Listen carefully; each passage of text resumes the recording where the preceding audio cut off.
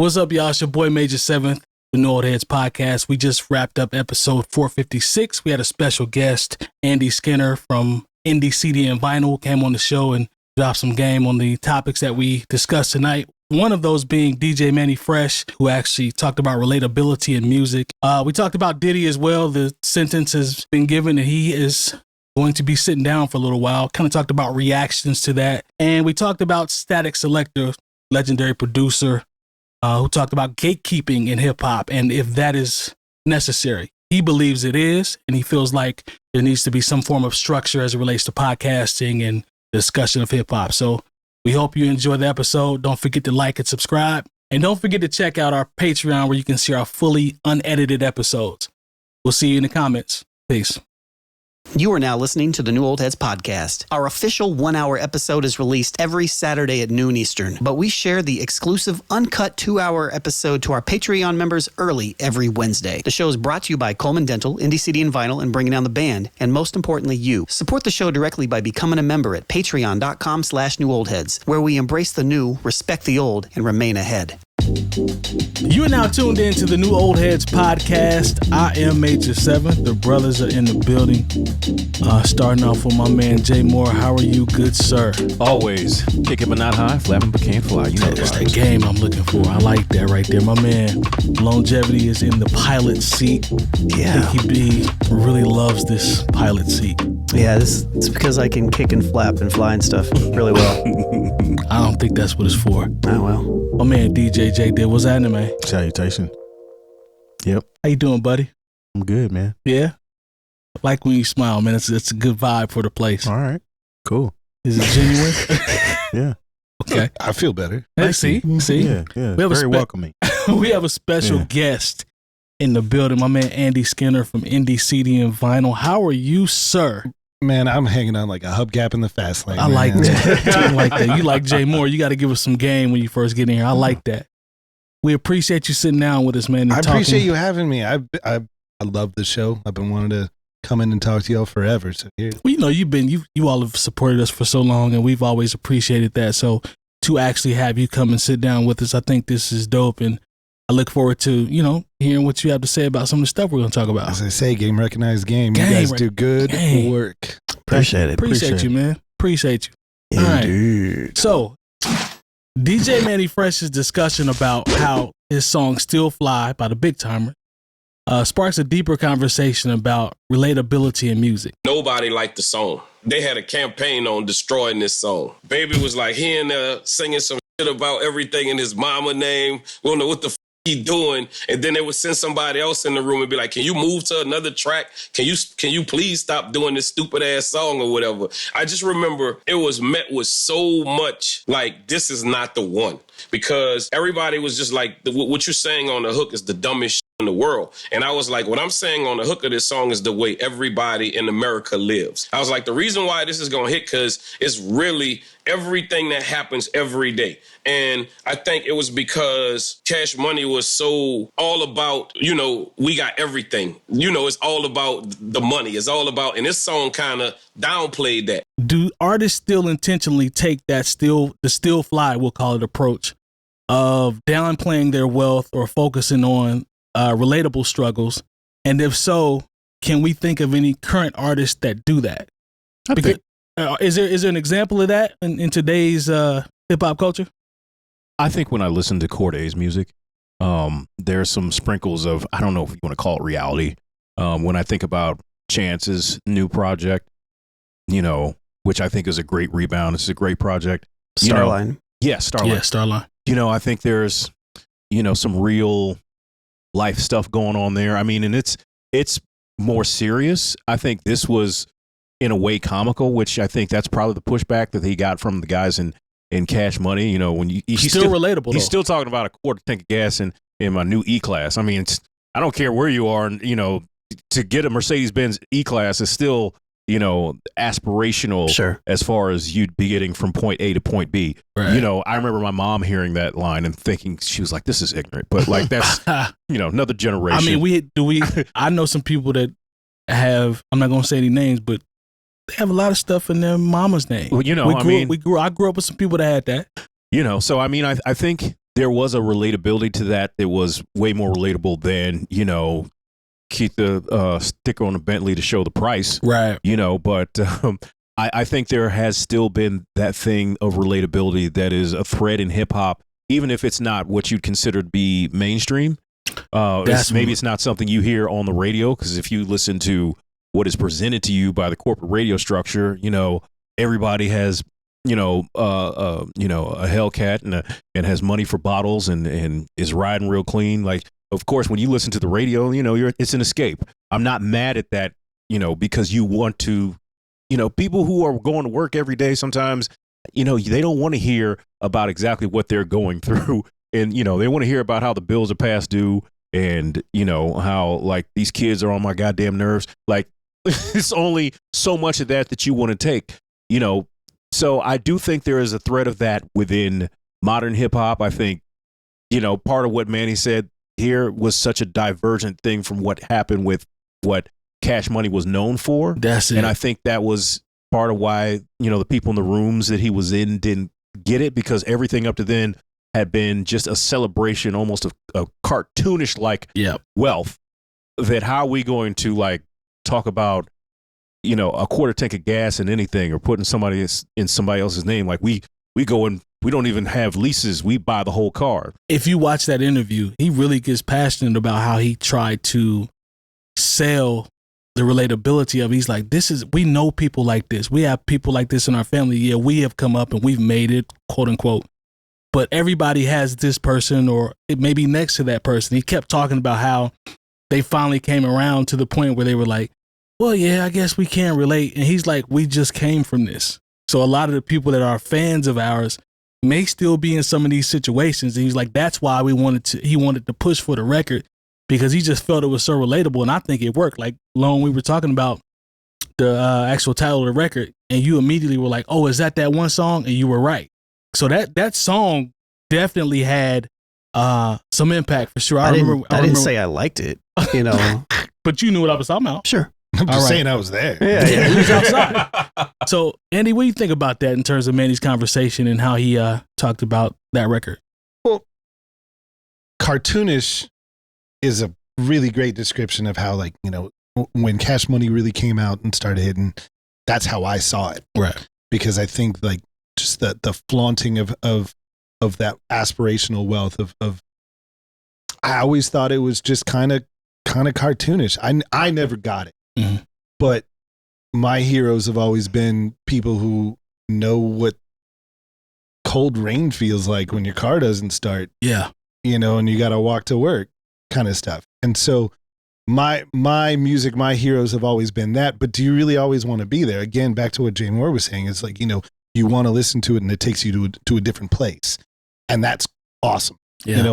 But like as a kid, when I was watching the OMTV Raps as a kid, and rappers would be talking about, all the money that they had and all the jewelry and everything. And I would think to myself, like, it's just this naive kid from Indianapolis be like, wow, they had to sell a whole lot of records. That's amazing. You know how much money they have, you know, just from selling records. Like, no, that's not exactly like that. Then I grew up. But for me, I respect this conversation that Mannie Fresh was having, because he's telling you more than one thing. He's telling you that he had to fight with, work with, negotiate with people in his crew on his label to even get that song done. So he's relating this really great story about this interpersonal relationship, which I think, and he's still sticking to it. Like, obviously he was passionate about it, but then he also, just the introspection that this guy who didn't need to make this song, he could still have just kept going with the formula and sold a crap load of records. He wanted to make the song because he recognized that the real audience is not the people with the quarter tank and the E-Class. No, it's the people who are really listening to it and trying to get away from most of it and listening to this cartoonish amount of wealth that you're singing about. They're the people with the quarter tank and their Hyundai. There you go. Yeah. And so good on him. Because that speaks to me personally. Yeah. More than talking about this cartoonish amount of wealth that you get from from all that. But again, a lot of this is, we listen to stuff to either like dive deep into it or we use it as an escape. Sure. 100%. And so I guess when they first started getting really popular, I wasn't at that point in my life. It didn't hit with me because I didn't want to. I don't care. Yeah. You know how much money you got, whatever. I do care. Like, can I nod my head to the song? Do my friends like it? Are we all going to have a good time? But yeah, good for him. As far as like how it relates today, I'd like to see a little more introspection. I mean, like, listen to all of, B.I.G's best songs, Jay-Z's best songs. They talk about where they came from and how they didn't have shit. And now I have this because of hard work or XYZ. And those songs resonate. Gotcha. Still. Sure. If you tell the story about how I am this, and I got money, it doesn't resonate. But again, that's personal preference. For sure. Well, it's also like you had a perspective on it. It was like, hey, when I was young and I watched Yo MTV Raps and I saw, look, and also there's been a moving of the goalposts. It used to be if you had a Samurai Suzuki, that yardstick has changed. If you had a Benz 190, which was the baby Benz, they thought, or a BMW 3 Series. Can you imagine being a rapper trying to floss in a BMW 3 Series in 2025? You would get laughed at.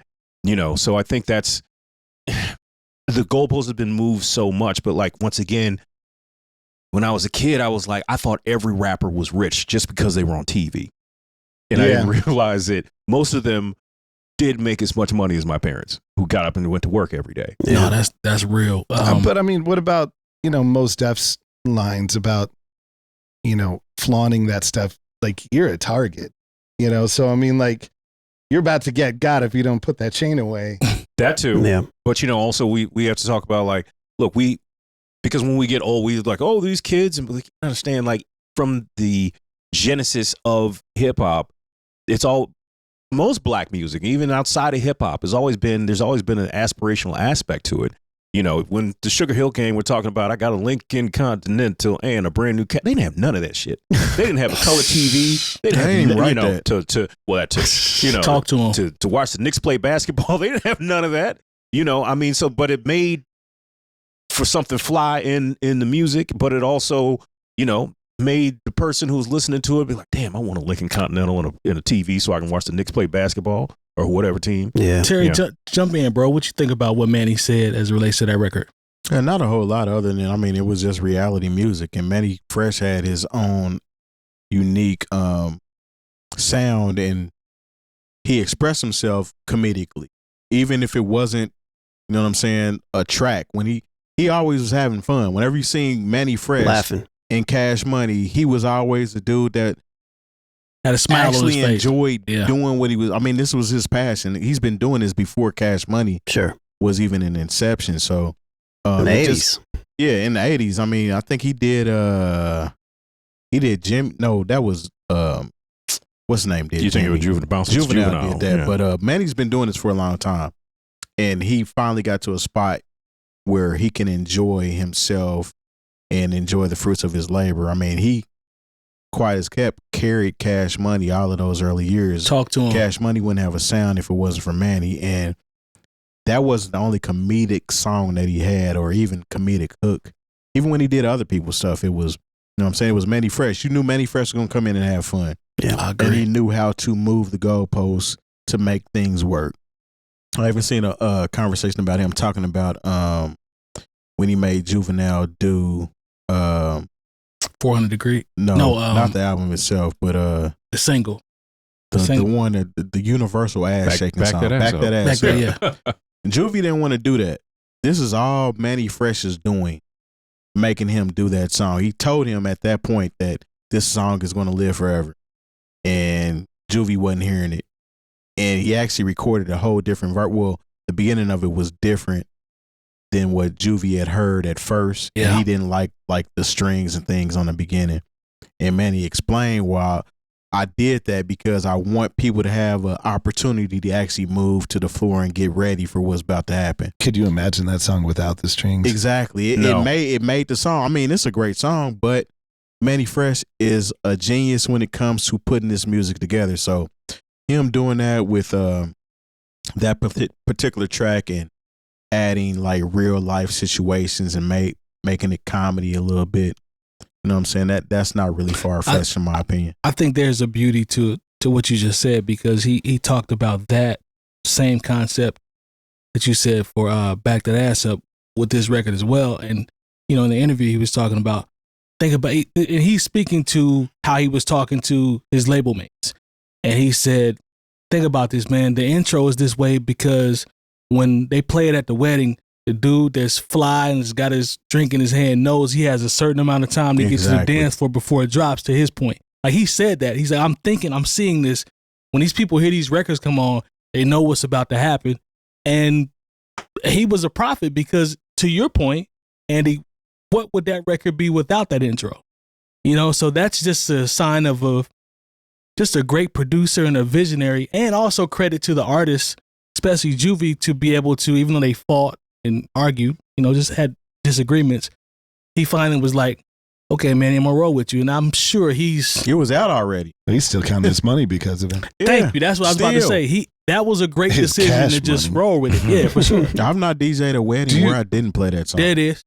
That's a staple. Yeah.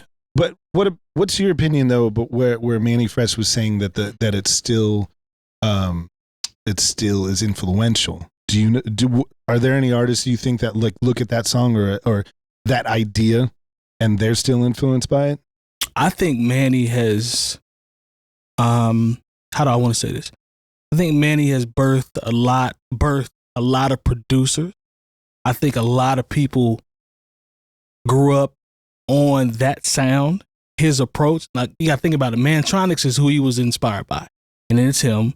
And then now I think there's a whole region of the world that took on that bounce. You can still hear some of that now sprinkled through some of these records. And we talking about what, 30 something years ago, give or take 40 years ago. I mean, if we're talking about bounce. We talking about bounce, right. Mm-hmm. So even when Mannie got it, I think there's a lot of his inspiration is still sprinkled around. It just might not be as, you know, obvious as it was. But when we were coming up, and then after a certain point, when they started to, I'm not going to say fade, but, you know, went down a little bit, that was still there. And I think there are still pockets of that are still there. It's a little bit, but I feel like people are scared to have fun. Everybody wants to be so serious now.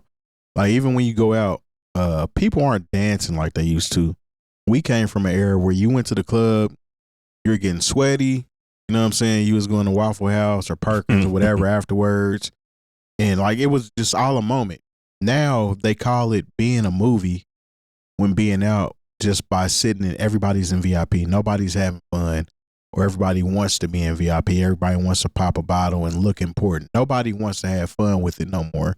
And I think that's one of the pieces. Tense. Yeah, that's one of the pieces that is missing. Even though he was talking about all this fly shit at that point in time, people were still out having fun with it, regardless of him talking about them wearing platinum or riding around in new Prowlers and bling. You know what I'm saying? They were just into whatever was new. It didn't matter that it was a Benz, a designer clothes. No, they was wearing T-shirts and Reeboks. Tall tees. You know what I'm saying? Facts. Now it's all about what kind of designer clothes you got on and how many bottles you pop and how big is your section, things like that. Nobody's having fun with this shit anymore. And that kind of goes to the point of the conversation about, is there anybody that's similar to what he's doing? And they are out there, but I can't really name them like that. Like, I mean, Tyler's having fun with what he's doing. Yeah. I can say he is, but like mainstream wise though, everything is serious. Nobody's really having Drake, fun with this shit. What about Drake? Drake's fun, to me, this is my personal opinion, I think Drake's fun is calculated. I don't think his fun is like Tyler. Tyler looks like he's genuinely, I don't give a damn what anybody's saying. We out here having fun. I'm having fun with the fans. I know y'all love these records. I'm going to perform them and we going to kick it all night. Could you say GNX was like that though? I could. I think people enjoy Kendrick shows. I think GNX was real, but I don't think it would compare to what Mannie Fresh was doing. Sure. Well, it's certainly not going to be on your wedding tracks. Nah. No. And That honestly, part for sure. to what you're saying, Well, Luther might, but it's not right. it's not a fun track like that. Mhm. No, I mean, like you were saying, thank goodness for weddings and perfect wedding tracks. Absolutely. Yeah. Right. At least, Yeah. I mean, people got to still have fun somewhere. Yeah. I think people have fun at a GNX show, but not to the point of what you're talking about in It's terms not of the Manny's type of same. fun. I don't like. Had you ever been to a Cash Money concert?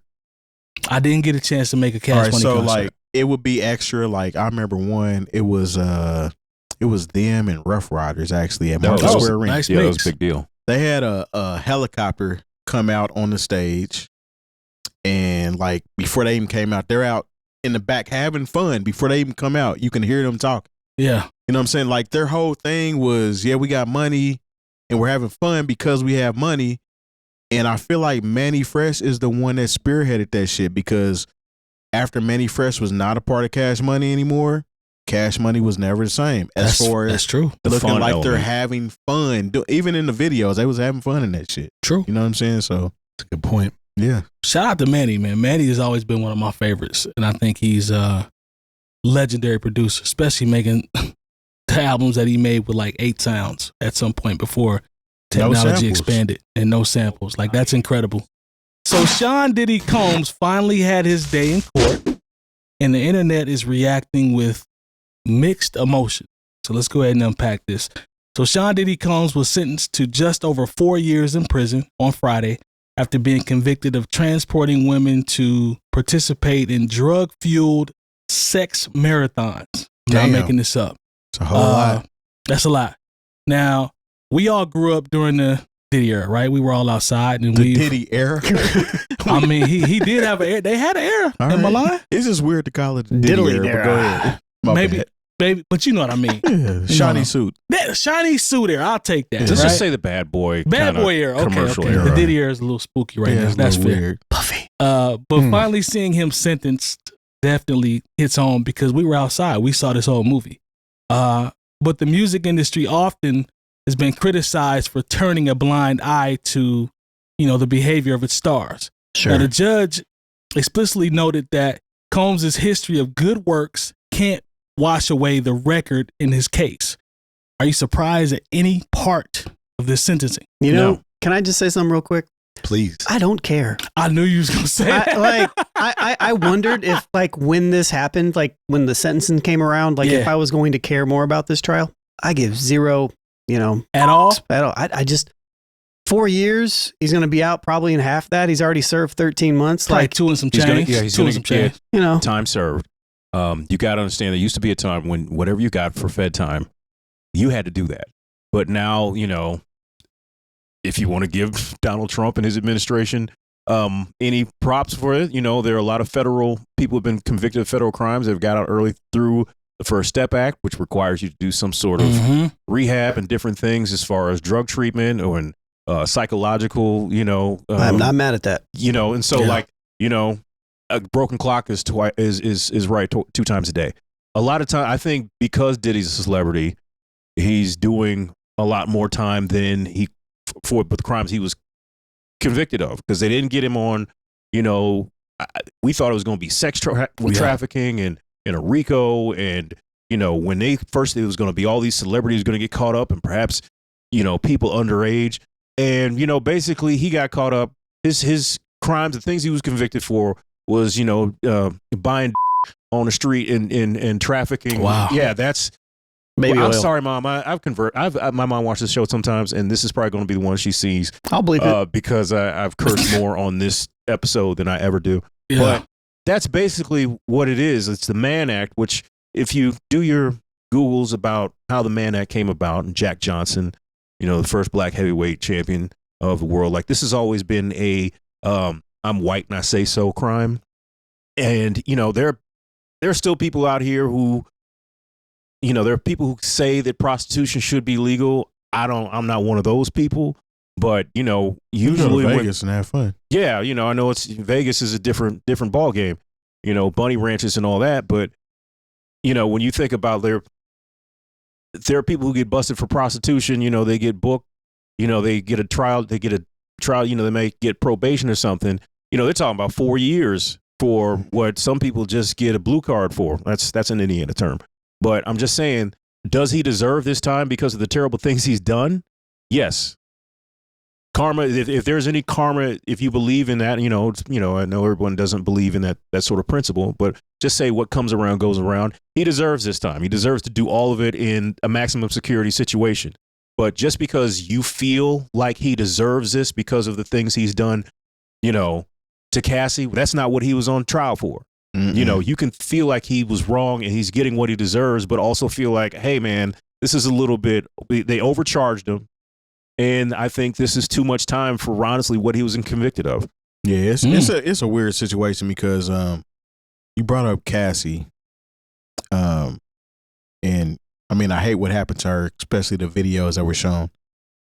But she was implicit to a lot of this, or a lot of the things that he was doing. She's part of that, and she talks egregiously of how he did and what he did to all of these people, but she was a part of that. And I feel like she should be responsible of some of this too. You know what I'm saying? And I'm not taking anything away from what Diddy did. What he did was what he did. I mean, he was just a sexually driven deviant individual that was trying to satisfy a need and a want, and unfortunately he did some things that weren't right, and he should go to jail for that. He should serve time for that. But I don't feel like anybody that's involved in this situation should get off scot-free. I feel like everybody that was involved should have some kind of time that they need to, you know what I'm saying, serve, because you're guilty of that crime as well. You don't get to just, okay, Diddy did something to you. He did something to you, but prior to him doing that to you, you were involved in that situation as well. And you can say it was willingly or unwillingly. I mean, I don't know. Wouldn't that play a part into it though? Like, I think so. Depending on, like, you know, the role of power, you know, if you will, in that. Right. You know what I mean? But if you're orchestrating these meetings and these things like that, you have to be somewhat part of it, right? Yeah, maybe. Well, if I don't know. See, my thing is, I don't know enough about this case and the details to where, like, I feel like I can comment from an intelligent and, you know, respectful way. So I'll leave that to you. I'm just saying, I feel like everybody should be held accountable for the crime. You know what I'm saying? And what's so strange is the who was the guy that was part of Trump's situation? That got out for 6 months. No, not Epstein. That's a whole nother conversation. But there's, I want to say like his religious aide or something like that just got found guilty of child fee or something like that. Definitely bleep that.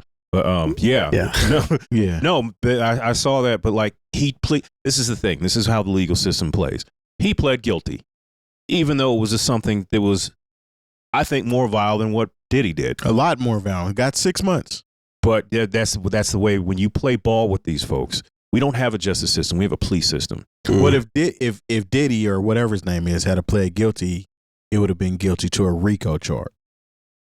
Because that was what they were trying to get him for from the very beginning, is the RICO charge. It wasn't necessarily okay, you did this, you did this, you did this. It's like, no, we want to get you on all of this shit. They couldn't get him on all of it. So they got him on buying over state lines. I mean, and what about all the dudes who's out here selling? Don't they need to go to jail too? Listen, Isn't that's that what illegal? I'm saying. Everybody that was part of this situation now, false equivalence here. Everybody that was part of this.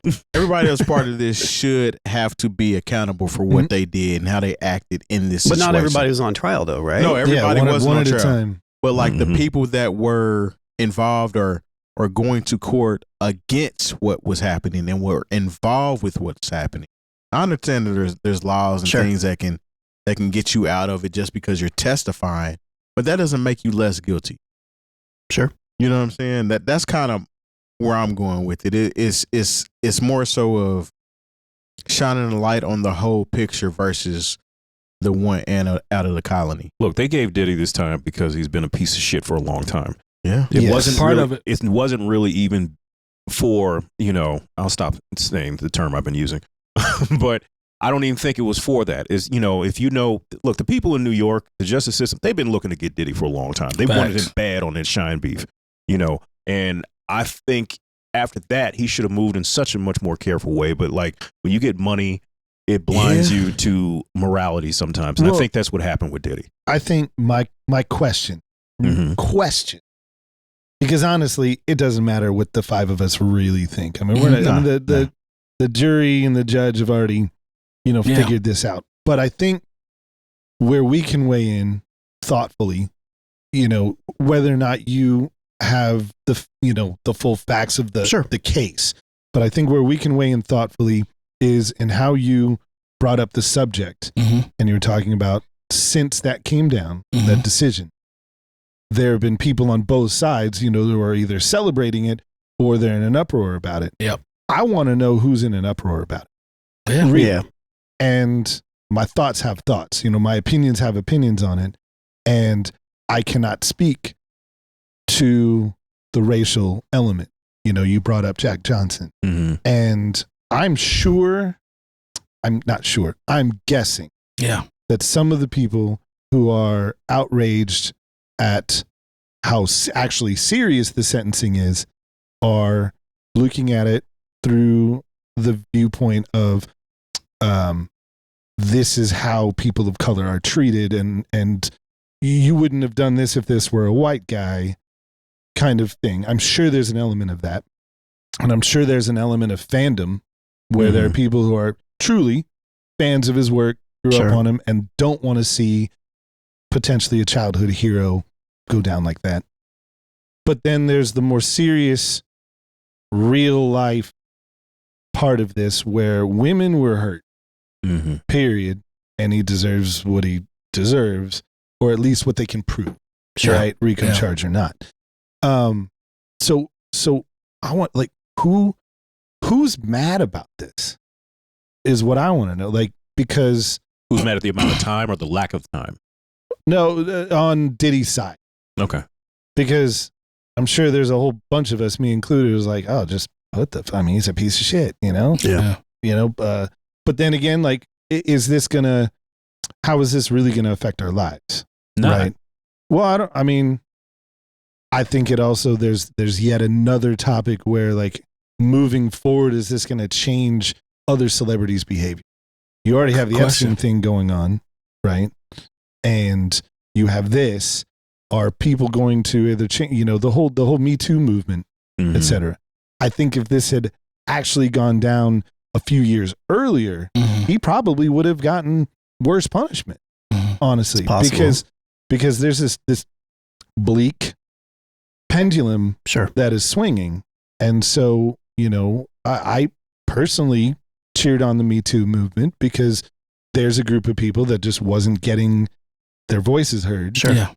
In the same way that, I brought up, I'm sure there are persons of color who are saying, just generally, I'm not getting my voice heard. And that's why my people are going to jail for these things that white people don't. Sure. How are we going to look moving forward? And so I am troubled that in the time that we live right now, that pendulum, I feel, is actually swinging back.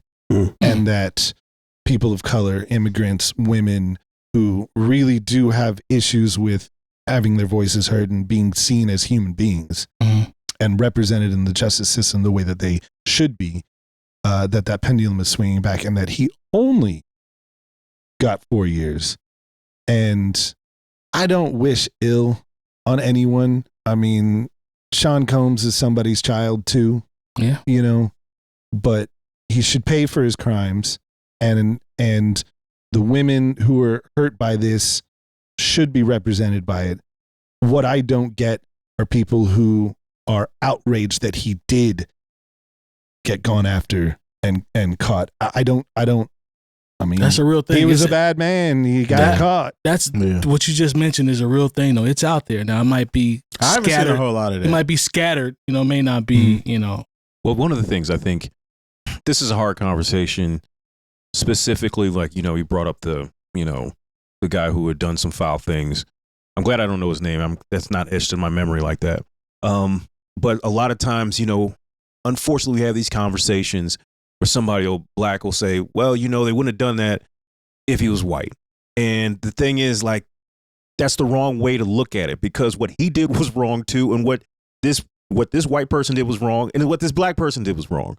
And I think sometimes it's hard not to get caught up in those conversations because America has been so overly zealous when it comes to charging black people. I remember there was a judge in Florida who gave a white kid had an armed robbery, gave him like probation, and gave the black kid 14 years. It was the same crime, they have a point system in Florida, same amount of points, but the judge said, okay, this kid is irredeemable over here, so I'm just going to go ahead and throw 14 years of his life away.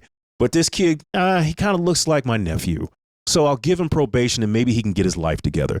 Those are the things that it's hard to divorce from these conversations sometimes. And I know we're seriousing it out a little bit, but I think that's if we're going to, when you say, oh, I don't care, but sometimes there's another layer, when we talk about these things, it just happens to be talked about through the lens of celebrities and their foolishness. You talked about the Me Too and how the pendulum swings. There's part of me that thinks that this happened 10 years ago, or I can't remember exactly when the Me Too movement came about. I want to say it was a little bit more than 10 years ago. Cassie may not be believed. That videotape, if that videotape doesn't get out of him beating her ass in that hotel, I still think there'd be people who are like, why are you doing this to one of our black celebrities? It'd be like, why are you going to believe her? She got money. That $30 million, I'd take an ass whooping every once in a while. Like, there are people who say sick things like this, and I think it's sadly where some people are, and that's their trauma and the issues that they have with abuse, with, relationships between men and women. Sometimes it has to do with their relationship with the criminal justice system, so I think there's so many layers to this, but I will say this, and I've said it before, I think when we talked about this when it first happened, I was like, men in general, like, there has to be a level of sexual discipline you have in this world. And for you to see somebody who has enough money as Puff Daddy or Jeffrey Epstein or whatever goofy individual you want to use as an example, is like, your lack of sexual discipline will destroy all of the good works that you think that you've done in this entire world. Doesn't matter how much money Bill Cosby gave to those schools and how many people he put through college. When he dies, they're going to talk about the fact that, basically he is a sexual deviant, and a criminal sexual deviant at that. So your lack of sexual discipline is going to be the downfall of your legacy. And I think that is something that every celebrity, not even every celebrity, every man who's out here and trying to make a life for themselves needs to take into consideration. Yeah. Well I said. mean, that's It's real. that's pretty much it. Like, you spoke to, actually, and you talked about the future and how things could change. That was one of my follow-up questions, but the way you described it was perfect. Like, in terms of, will there be a change in culture as it relates to, the power of certain people versus the silence when it comes to things that they do. Like, I think this is one of those landmark cases, but who knows how it's going to be received. I guess we kind of watch and see. I think we were getting there with the Me Too movement. Yeah. With a lot of the, Floyd, social justice, racial justice issues.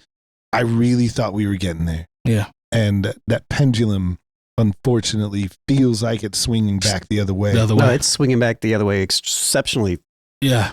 Like quick. a wrecking ball. It's swinging back, and then it hits a wall when it's supposed to be coming back the other way. Right. Yeah. And we can hope. Yeah. But I mean, I don't know. But there's like this other, like you brought up with Epstein and Diddy and like, what's wrong? Like, you're already rich and famous. Can you not get laid on your own? What's the cliche term? Money don't change you. It just makes you more what you are, who you already are. I like that. So well it's on steroids. Yeah. You I know, mean, so Get a driver. Get a Yeah. handler. go back to that. Yeah. And it's just- Sanchez teach you nothing. Come And on. I Get you think a just driver. because, like, you know, we're just regular dudes, if you will. Like, we can't understand, for lack of a better term, rich freaks. It's hard for us to understand why Deshaun Watson could get caught up in, you know, what he got caught up in when he could honestly just go anywhere and say, I'm Deshaun Watson, who wants to come home and do something weird for, you know, whatever. Right. No, You know. and he only actually enjoys it when. He's being a deviant. And so it's hard for, you know, people are like, well, why would you have to do that? I was like, that's a level of sickness that, you know, there is, I don't want to say mental health that needs to be addressed, but it's partially that. But partially it's like you are a celebrity, you have millions of dollars, and you don't think the rules apply to you. Well, you're still not fulfilled, maybe. Yeah. That's true. I don't, but with all this being said, I don't, you know, maybe I just have a blind spot with this case.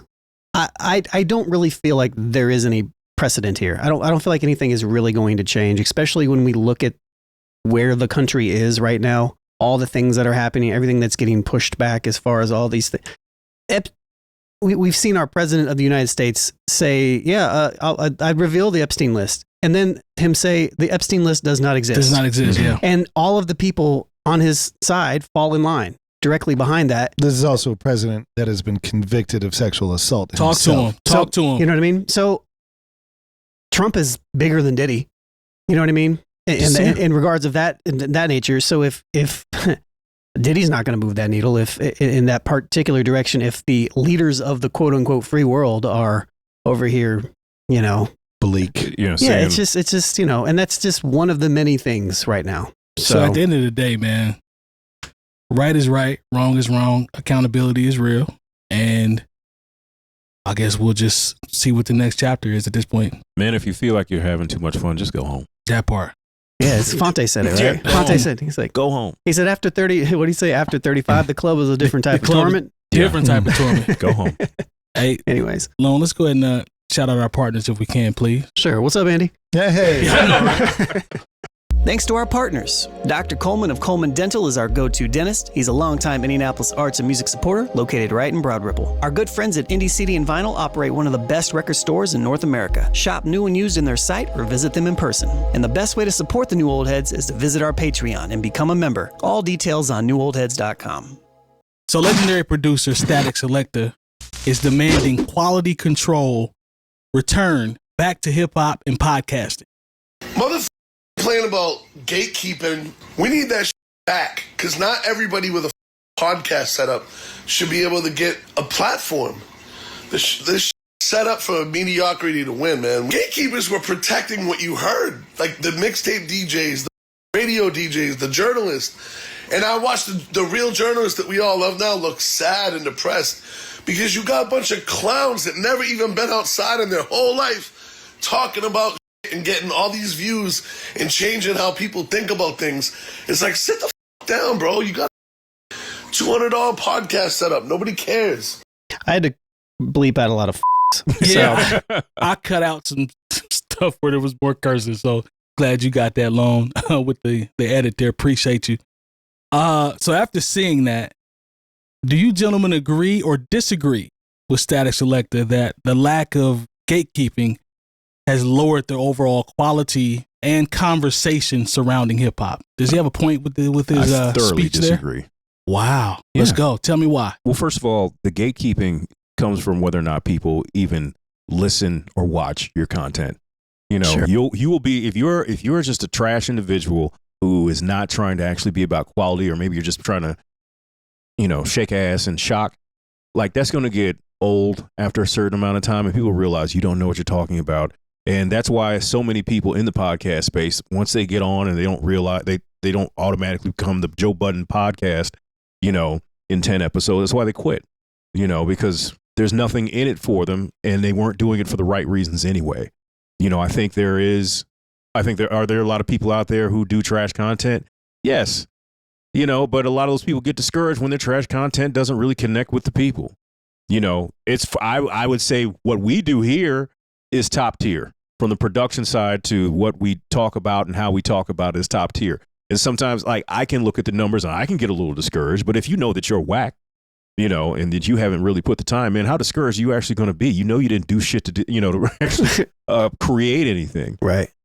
So I think the gatekeeping, like everyone likes to use that term, but like there's only so much you can do to fool people. I think I think more of people, and that they're a lot more intelligent than to fall for the banana in the tailpipe all the time. Wait a minute. I'll finish and I'll let it get to y'all, because we all see things that we don't like, but is it just flat out trash? And does it need to be gate kept? No.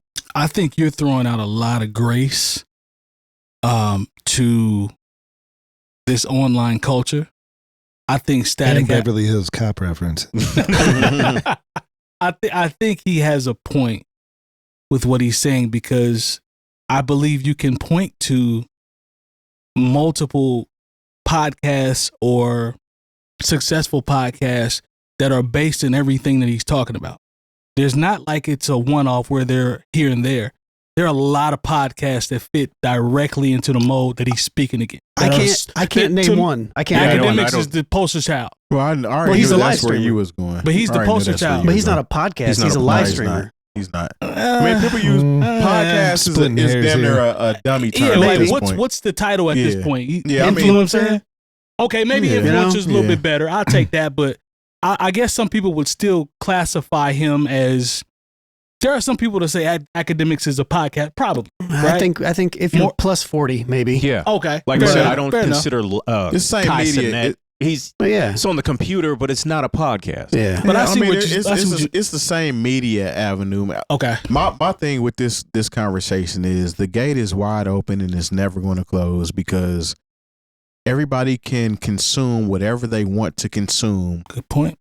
On this worldwide web. You know what I'm saying? I mean, I can't pinpoint. There's not TV shows, or there's not a MTV Raps or a Rap City or a 106 in Park, and you know what I'm saying, the one on MTV. What was MTV? TRL. Yeah. That type of programming isn't going on anymore. So you're not. That was the gatekeeper right there. Was I'm programming. I'm telling you exactly what you should listen to. I'm telling you what we're feeding you, and this is what you should pay attention to. That doesn't exist anymore. Now I can log on and such and such could have dropped an album today. This person could have dropped an album today. I'm going to consume what I want to consume. Now, when it comes to the media space, I mean, if somebody's paying attention to these media stars, Constant even come out and said, I'm not a music personality like that. Like, this is not where you come to get your music shit. I'm going to just tell you how I feel about the popular stuff that's out. You know what I'm saying? So, like, when it comes to gatekeeping, it's gone. I mean, we're never going to get that type of situation to where I can find this underground artist that only a handful of us know, and then they blow up in front of everybody's eyes. It's going to be a gradual build that people just kind of come into on their own, man. I don't believe in that whole format anymore. It's just gone. But I think he's leaning more towards not necessarily the evolution of the artist versus how people talk about the hip hop and the conversation around it, and how those people just seem to be inept or unqualified to talk about it, and then that spreads. I think that's what I took from. I mean, you can't. I guess from the video is like he's like, we got so many random people that don't know shit about hip hop on big platforms talking about hip hop. That's what I took from. I mean, what is the big platform? Like, what do you consider the big platform? Well, can I interject? Sure. So, I think the anger. I understand what Statik Selektah is saying, but I think the anger is targeted incorrectly. Okay. Because to Terry's point, these gatekeepers do not exist anymore in this particular type of way. The gatekeepers right now are the tech companies. The gatekeepers right now is the For You algorithm. The gatekeeper right now is the fact that you can have a bunch of people that follow you on social platforms, but they can't reach you because the social platforms want you to pay money to be able to reach the people that want to reach you.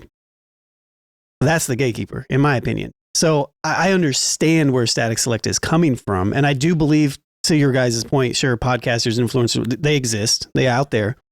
I agree with Jay. I agree with you. I agree with all of you guys. But I think it's so much bigger than us. Yeah. It's like we have no control over this anymore. And so, and it's bigger than just saying, like back when we were blogging, it's bigger than saying, well, if you don't like it, don't talk about it. It doesn't matter anymore because the algorithm is going to throw shit in your face regardless, whether you want it or not. We have no control over it. Terry made a good point about the gate being all the way up. He's right about that. Jump in there, Andy. I'm sorry.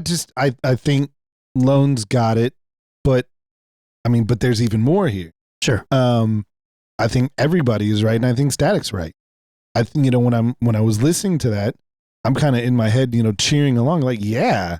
I mean, if you're a rapper and you've never been in a cipher, are you qualified to talk about ciphers? Sure. Are you, if you haven't done these things, and I think more than anything, I think gatekeeping might have been just the wrong word for him to use. Potentially. But I get why he's mad. I mean, I get it. The fact is that he feels right. In order for me to be in this business and be where I am, I had to do these things all the way down to UMTV Raps 106 Apart. Like, just think about like the radio shows where if you're an up and coming rapper or producer, you knew you had to do like these steps. You knew you had to get in the door. You had to put in the work. You had to play this many shows. And we're not putting that genie back in the bottle. No, it's a wrap. The gate is open. It's wide open. And this is a beautiful thing at the same time as being incredibly frustrating to old heads who put in the work. Yeah. Because there's parody. And this is a good and bad thing. Any dumbass with the ability to do a podcast is now a podcaster, right? Quickly. It doesn't mean that their opinion is wrong, because maybe this person has really thoughtful ideas and opinions that might influence somebody or make somebody think something different about a song that they've heard their whole life. Who knows? Right. He's obviously upset though about maybe what, people didn't put in their work, didn't pay their dues the way he did. See, quality control is a wrap for that. True. You know what I'm saying? Yep. And let's not point the finger at podcasters, so to speak. Let's point the finger at influencers or even producers or anything like that. I'm just saying what he's saying, not what you're saying. Sure. He's directly going at podcasters and people doing this. Let's point the finger at the consumers, and let's point the finger at the artists that are being popular or made popular by these consumers. That's part of the reason why the quality control isn't there anymore, is because it's left in the consumer's hands. So if somebody sees, and we bring this up all the time, something that happens on social media, TikTok dance, this song has become popular, and now all of a sudden everybody's consuming it. This isn't somebody that you would regard as an artist in your eyes or one of your peers, but now this person is more popular, but you're mad and at that hurts. Yeah. You're mad at them, or you're mad at the artist or whoever is publicizing and talking about it.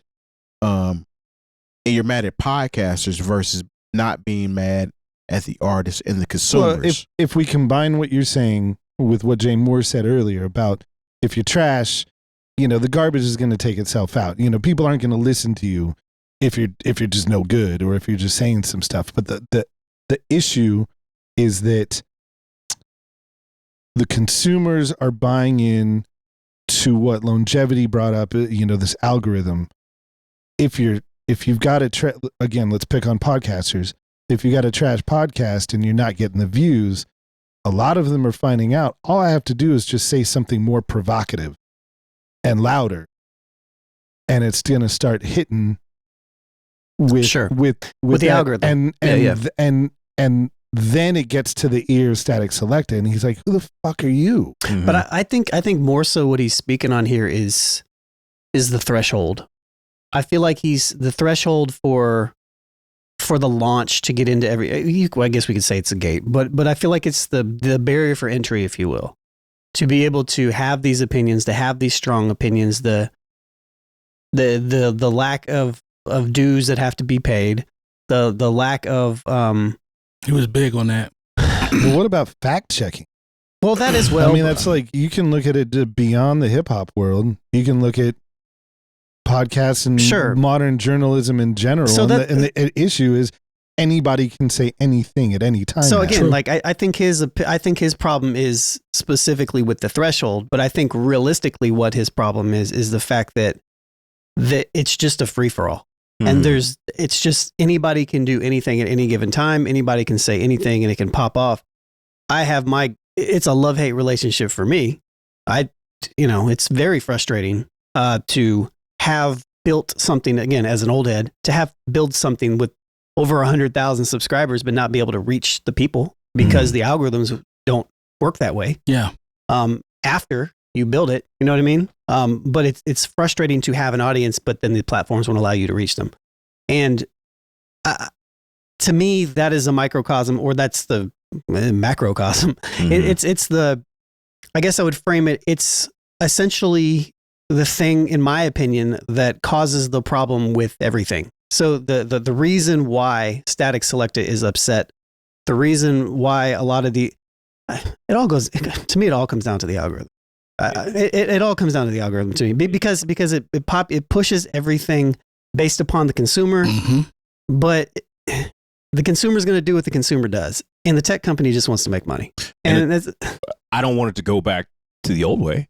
I tell you what, I mean, because I just remember, when we talk about the TRLs and these shows that we're supposedly democratizing, what people actually wanted to see. There was still somebody in an executive space in MTV, Viacom, who was like, yeah, we're not doing this. Like, because at one point, like, the Juggalos, if those are the fans of Insane Clown Posse, they got organized and were trying to get an Insane Clown Posse song on TRL.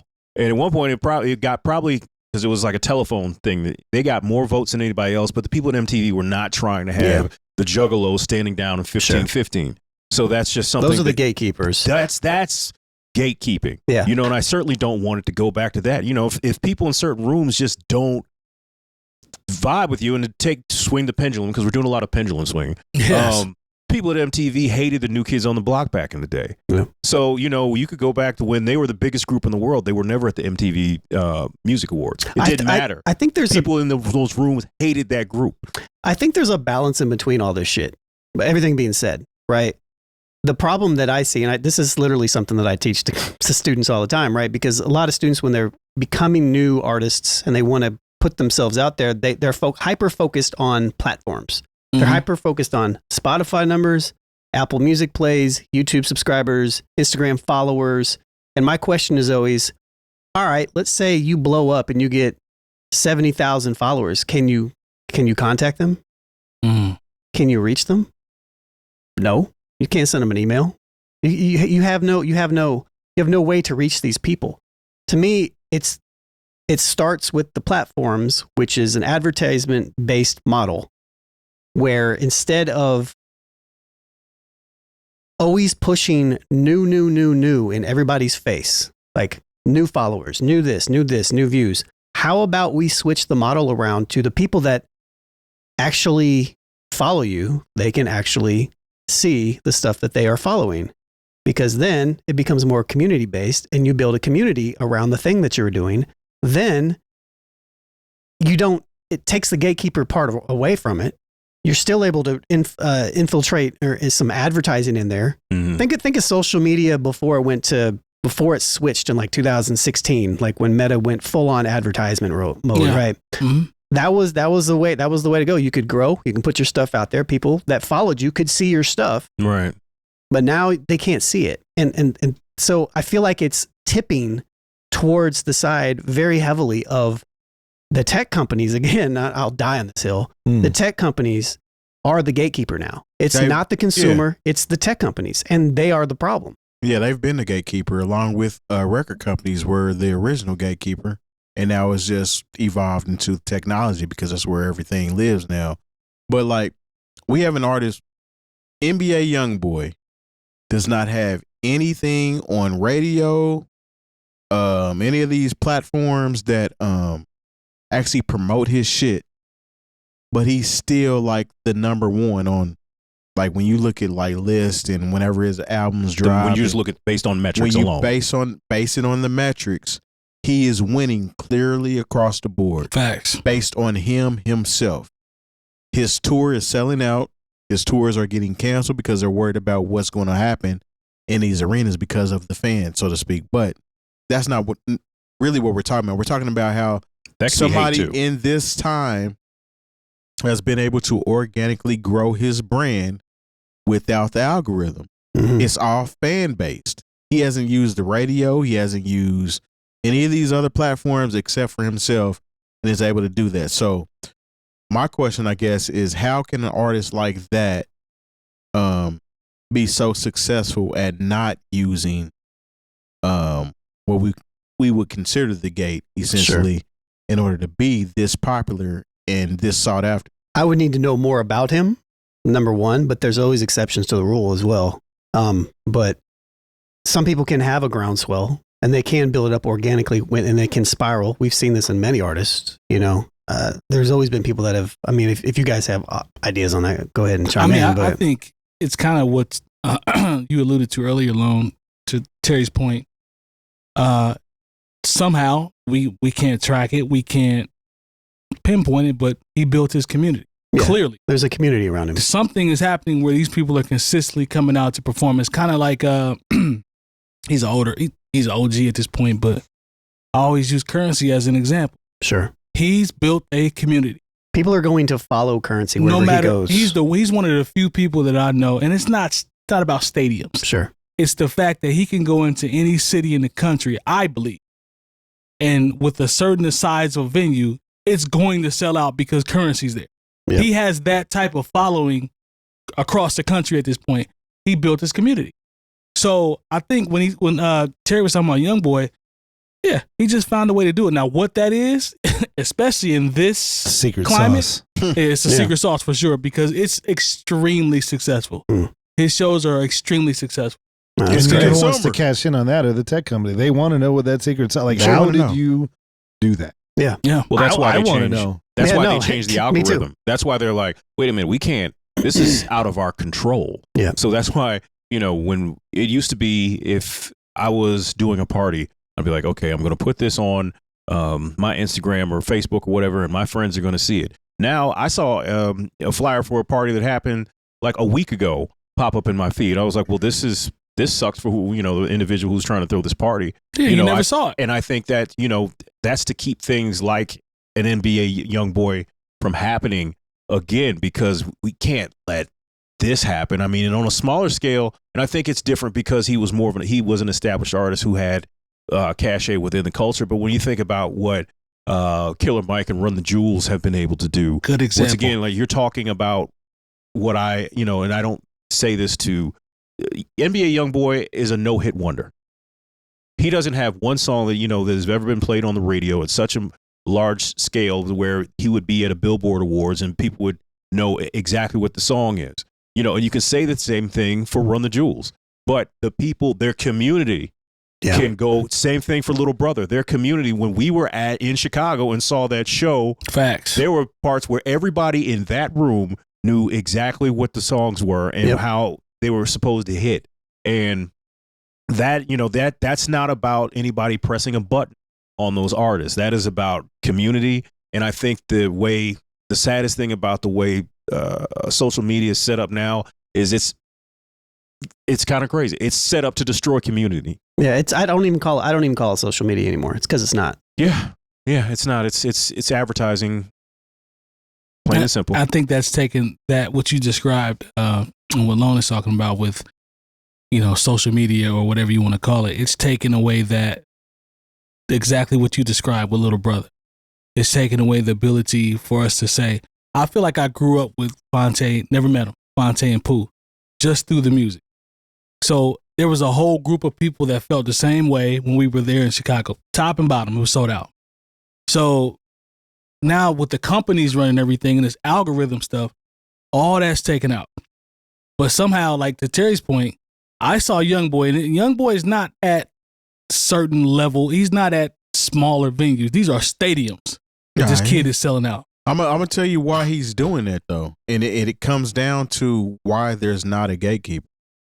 He sold himself as the brand, and the consumers picked it up, and he continuously put out the product that fed what they were looking for, and it evolved into a successful career for him. This is literally his first tour, like, because he's made sure, well, maybe not purposely, made sure that he stayed in public eye, because I mean he's had court cases and been convicted of certain things, and has been on home detention out in wherever.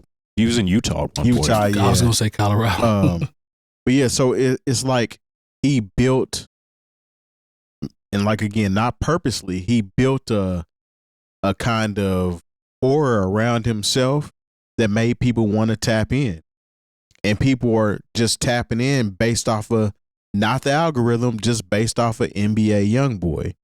So I feel like what Statik Selektah is saying is true, but in the same token, I feel like Statik Selektah has always been the type of artist that may not have been put on the forefront of the hip hop situation. You know what I'm saying? He's always been regarded as a underground or not all the way on. But type he's individual. also like a DJ, like a radio DJ. You know what I mean? Like for the radio. Like, I mean, he's popular. He definitely makes his moves, but like when it comes to hip hop, no, he's not. The hip hop foundation that we once loved and enjoyed is gone, man. Like, and it, to me, when we talk about it like that, it just makes us feel like we're out of touch. Yeah, it's just like shaking his fist at the sky moment. Yeah. Now, that's just how I take it. Sure. Now, Andy, does anything from NBA YoungBoy come through the store? No. Okay. I was just, that just made me think about that. He probably doesn't even press up vinyl. No, I mean, Doesn't need to. and we just had this situation with Chance the Rapper, where when I say we, physical music stores, independent music stores. I'm a big believer in physical product. I am not of the belief, but I'm of the facts that is how, if you can afford to start it, you got to spend money to make money. But if you can afford to put it out, or your label can afford to put it out, the physical product is going to get the artist paid the best. And then that trickles down, mom and pop shops like mine get a piece, etc. Some like, I think $1,500 for every million streams on Spotify, something like that. If that. So do the math. So back to something you were saying earlier about, look at the numbers. It's like, but what does that get you exactly? Really? Yeah, nothing. But Chance the Rapper has always been anti-pressing the physical, and really, it was this amazing conversation between Chance's dad and one of my friends who owns a record store in a different state, because Chance's team wanted to do these events to kind of goose their numbers. This whole Starline that he's putting out on CD. Yeah, and he was trying to get these bigger independent record stores that he knows reports their sales to do pop-up events. And most of us independent stores, there's about 1,400 across the country, but a lot of us, we talk to each other. And one of the stores did it, but all the other stores were like, no, I'm not going to do this. And the reason why is because the stores themselves wouldn't get a piece. I can't order this product. I can't carry this product all year round. You, as an artist, have never been supportive of physical stores or physical product. Why would I have you in my store? Sure. To do this pop-up just so you can goose your numbers? And they responded not, the knee-jerk reaction. It was not positive, but to their credit, they got on the phone and really talked about what it means to be an independent record store, what it really means to carry full-time your physical product. Your fans can come here and get this and take it home. You cannot roll a joint on the back of an MP3. Right. You need the liner notes. You need the physical product, because I'm sure there's some of you who have video games or movies that you've downloaded but then have disappeared because you don't actually own it. Yeah, sure. You own a temporary license. But if you get the physical product, that is yours. And so all these conversations, and God bless them because they were willing to listen and really, really, really had camaraderie over the fact that they are fiercely independent. Chance the Rapper and his dad, they're fiercely independent. And I bring all this up because it's a really good example of the NBA YoungBoy idea about being kind of self-made. And you are the brand first. You put out a good product. And this goes for your podcast as well. You started this off by saying, if you're trash, it's, nobody's going to watch you. And you're at 100,000 followers because you consistently put out good material. Sure. People want to hear what you all have to say. They wouldn't tune in if they didn't. And so you guys just keep doing what you're doing, and you're going to outlast the people that Select is talking about. And NBA YoungBoy did his thing and built this community, and Chance the Rapper and his dad are, again, fiercely independent. They want to do it their way. They're not going to be part of these algorithms or backroom boardroom meetings about, what our numbers say is going to go into how you're going to put together the next album. They're not going to do those things. And as part of that, they didn't know what they didn't know. They didn't know that there were these other elements to the business, and they were willing to listen. And so those are the people you want to follow, so so good for him, but also good for them to be in a world right now where there's parity. If you have the ability to produce your music at Indiana University, Indianapolis with Lonegevity, and you want to get it out there, you don't have to go through those same gatekeepery channels. Sure. You can go and you can put it out yourself. Yep. Is it going to hit? I don't know. Maybe you can say something more provocative and get more followers. Sure. but the idea is that you at least have that ability. Sure. And if it's not quality work, people aren't going to buy it. Yep. I like that. You're your own machine. I like that. And this is kind of, I don't want to get lost either, because he did say something about, I guess, traditional journalism. Yeah. And how even what we do affects how people view traditional journalism, and how, there's a difference in perception from the consumer as far as what they automatically consider credible. It used to be like, if you didn't get it from Walter Cronkite or whoever was writing in your local paper, then, you're just some guy yelling on the street. And I think the frustration is with podcasting, there's a lot of people who were just yelling on the street who are now considered credible news sources. So I can see where he's coming from with that. But once again, the gate is wide open. Yeah, you have to be able to disseminate what's real and what isn't. Yeah, I don't even factor us. Like, I didn't even think about us when he was ranting. Like, he's not talking about us. No. To me, I understand what he's talking about. You know what I mean? I get it. And I understand his frustration, but it is very much old man yell at the cloud. Yeah, because I honestly, I feel like, which I do on a regular basis. Yeah. So. I feel like regardless of what time we're in, even if we were, 10, 15 years removed, Statik Selektah's position would still be the same. Yeah. Like, and I'm not taking anything away from him, but I'm saying as far as music goes and trends and things of that nature, somebody that rocks with him is more so a hip hop purist. Mm-hmm. Sure. You know what I'm saying? So it's not like he ever had the chance to go on a Rap City or a Yo MTV Raps. He wasn't around for that era to actually experience that type of, props given to you for what you're doing. I feel like he would still be in the same position. Yeah. And he deserves to feel that way. I mean, like, he is justified for being angry, but at the same time, the rest of us sitting at this table is like, yeah, but that ship sailed. Yeah. You can apply this to business. You can apply it to sports. You think about players in the 60s that had Chuck Taylors. They may have had to wear them throughout the course of the season versus players that get a new shoe every night. Coach, commercial flights versus private jet. Evolution. Working part-time jobs while still There you being go. an NBA player. War, like all that type of stuff, doing all this stuff while trying to be a professional athlete. Now it's like these dudes are, in their eyes, they would say pampered.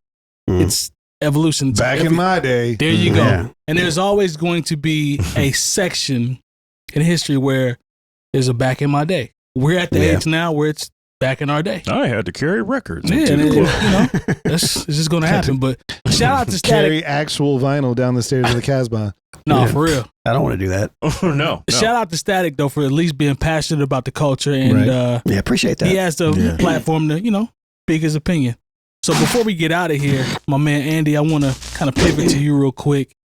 You all have something special coming up. You are the co-owner of Indy CD Vinyl. Looking at your Instagram page, I love how you have this laid out. Co-owner of Indy CD Vinyl /A Squared Industries /Spellbound Indie, DJ, promoter, and culture, motivator. I like that. It's dope. Yeah, I like that. I stole that last line from DJ Indiana. It's all good. It's all good. Great person to reference. Rest in peace. But you guys have a grand opening on October 18th. I believe I'm looking at the flyer, 19th. And kind of tell us what you guys got going on. So we independent record store, like I mentioned before, on Broadway Avenue here in Indianapolis. Shop's been there for 23 years. That's love. Just plugging and chugging, just moving from one disaster to the next like a small business owner. But about a year and a half ago, there was a tragedy next door to our shop. We shared a wall with land sharks for 20 plus years. A lot of bad behavior happening in there every once in a while. But, the tragedy is that someone ended up losing their life and they ended up losing their liquor license. And so my wife, Annie, co-owner of the shop, and I had the long conversation of what do we do? It was not in our business plan to expand, but there are a lot of reasons why we did, which is, we got to keep a space on Broadway Avenue from being vacant. We want to block any bad actors from possibly moving in. But the most important thing, and this is all credit to my wife, Annie, is what does Broadripple need? And so, just the brainstorm of what can we do to make the neighborhood that we love, that we live in, that we work in better. And that's to go back to something that we lost as a store during COVID, which was our live stage. So we've always had artists performing in the shop. We've performed on it. Yes, you did. We did. And, a lot of notable hip hop artists came through as well. POS, J5 came through. A$AP Rocks performed in there. But we took away the stage during COVID. And we're missing a big piece of who we are. So in that expansion, we went macro, and it's a full all ages performance space. Nice. Which is awesome. That is awesome, man. Really worked hard. It's taken a year and a half because the place was pretty messed up. So what was going to be a 6-month project ended up being an 18-month project, and firmly over budget, but boy, it looks good. Feels good now, doesn't it? It's getting there. It's getting there, and I'm very proud of it. I'm proud of the work. I'm proud of all the community that has come together to support the idea, and that will continue, to be part of it. Big one is IU Indianapolis, where Lonegevity teaches classes as well. That whole department's gonna come in and help run sound and teach the kids a lot about live events, lighting, etc. But more importantly, it's that it's all ages. And community based. So a lot of not-for-profit groups are going to be using it for education. That's beautiful, man. Programming. I'm very, very proud. And like I said, it's been a long time coming. Yeah, that is dope, man. I really love hearing you talk about that. I can tell, how passionate you are about it. Plus, it takes work. You have to work to get to anything that you want to do, and you guys have put the work in. Obviously, the project was a lot longer than you expected in terms of the renovations, but I know it's going to feel good, when those doors open for the public, for sure. I appreciate it. So anybody listening in the Indy area, 18th and 19th of October, it's our grand reopening. You'll get to see the spot for the first time. Yeah. Got a lot of performers, DJs coming through. Yeah, that's We'll dope. make sure we're there. Yeah, we definitely got to pull up, man, for sure. And also too, like we've had in Indianapolis, like we've had such a lack of all ages spaces here. Mm-hmm. Good point. You know, like I don't know how many times like I've had students where they're, you know, we'd have a beat showcase somewhere and just be like, but it's 21 plus. Yeah. It's like, man, there's no way. You got to wait a few years. You know, it's like I feel like we just need more of those spaces. So, yeah, love it. So, I think that's Thanks for dope, having me on. I really appreciate talking to you guys. I Oh, listen to it come so on, man. much that here I am. Because I'm normally in my AirPods listening to you Yeah. guys kind of yelling back at you. Yeah. Everybody in my says own that. space. Yeah. So it's You've nice texted to me. actually be here. Yeah, I've texted him. I'm like, I don't know about all that. we'd also like to, I know we talked about it way back when you started, like damn near over a year ago, probably, but like to figure out how to do something regular at the store too. Yeah, I would love it. I don't know what that there was looks some like. kind of podcast element in there. Yeah. We We would like to definitely figure out how to do that. Obviously, it's challenging because I'm not taking this shit down. Gotta get a mobile. As you That's see, like wires literally, running. I've been sitting here like looking around at all the gear. I'm like, none of this is moving. Yes. It's like not- it's like on Tuesday this is or not last Friday. happening. He was like, "Yeah, you want to shoot at the show?" I was like, "No, No. we're not doing that." Not at all. But it is in the cards to like get like a mobile setup and to be able to do stuff like that. Want to be able to figure out how to you do know, that I know stuff. a local university that might be able to help you with that. Hey, yeah, well, hey, maybe there's something there. Maybe there's Yeah. something there. You Yeah, can root but- around in the closets for some unused gear or something. Can I borrow this? Yeah. Hey, do Maybe. me a favor, man. I want you to shout out any Instagram, whatever you want to shout out. Go ahead and get that out Were there. you gonna say Oh. hashtags? I was gonna say I hashtag. felt that too. www. No, just It's got to be all lowercase and it's all one word. Okay. HTTPS. Well, the shop is Indy CD and Vinyl. INDYCDANDVINYL. You can hashtag it too. Look you out want. now. He I knows how to promise. spell. There we go. Good job. I like yeah, that. right here. And then me personally, I'm Andy CD and Vinyl. ANDYCD. Yeah. Shouts to Annie, obviously. Yeah, of course. Indy _ Annie. Yeah. The brains of the operation, the looks too. And then she and I DJ not hip hop, but we DJ an event every month called Spellbound. Yep. And that's Spellbound Indie, where just about everybody there wears Doc Martens Nice. You know, ironically, and dances. Yeah. And There actually you go. dances. There's no All right. VIP area. Yep. There we That's what's go. up. I wondered if we were going to talk about that because when I took my wife there recently, she definitely wore Doc Martens when we were there. Nice. So there was that. no Yeah. hacky sack though. No hacky No sack. hacky Okay. sack there. Yeah. Okay. no. I was just checking. That's what's up. But yeah. But no, I also just want to extend, obviously, thank you for supporting us for so long. Absolutely. Yes. You know. Yes, man. Love what you guys do. NewOldHeads.com for all the education you need this year. If you see it, like it, subscribe, hit the bell for any notifications that you see, and don't forget to give us a 5-star rating. Also, check out our Patreon page where you get our exclusive, unedited versions of our show. We appreciate the support, and we'll see y'all next week. Peace. Goodbye. Bye. Stop buying.